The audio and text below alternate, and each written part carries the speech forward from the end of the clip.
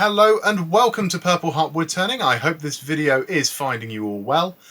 Today is another sort of traditional video, so it's not going to be using those wacky and wonderful items that I usually use. This time round it's going to be using this. So this, I know it does look suspiciously like a toilet roll, it's not. This is actually a piece of cherry wood that came from a tree that we had felled in the garden around this time last year. So what it's done, it's had a whole year to season, hence why it's been painted in white. That's just to avoid any splitting or cracking. There are a few minor splits, but nothing too sinister. So what I'm going to do with that one, I'm going to get that one mounted on the lathe, and I'm going to turn a rather traditional pot this time round. So I'm going to try and do that sort of almost spherical type shape, and then have the really long elongated handle. Very similar to the little tiny perfume bottle I made in the last video. So those of you that haven't seen that video, please do check that one out. I'm going to link it into the end of this video. So yeah, do check that video out. But what happened in that video is this finial should have been about that high. And it should have been really, really exaggerated. Unfortunately, I actually split the wood right at the base there. So I had to sort of rescale the finial of the pot down. This time round, hopefully that won't happen and we'll have a really nice elongated finial. So the next step is I'm going to get this one mounted on the lathe. I'm going to get it initially just cut in half, and then I'm going to put in the recess and the little lip on either side, and then I can turn the initial shape. Then I will turn the actual finial. So I'm going to go through my wood store, see what I've got there that needs to be used or that I have surplus of I don't mind using. Chances are it's probably going to be a piece of that Victorian mahogany that came from those dining chairs, but I'm also going to check out the burr walnut, the spattle beech, and just see which gives the best contrast to the cherry wood once that's been turned. It should be a really fun little project. Stay tuned and we'll see what happens.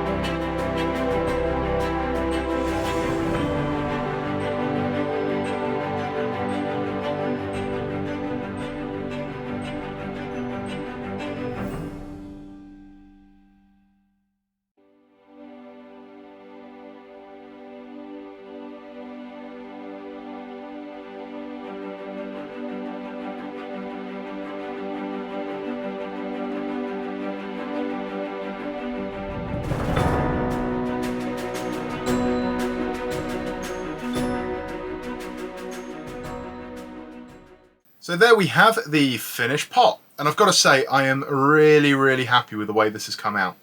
It's got that absolutely beautiful finial starting at that point and working its way down.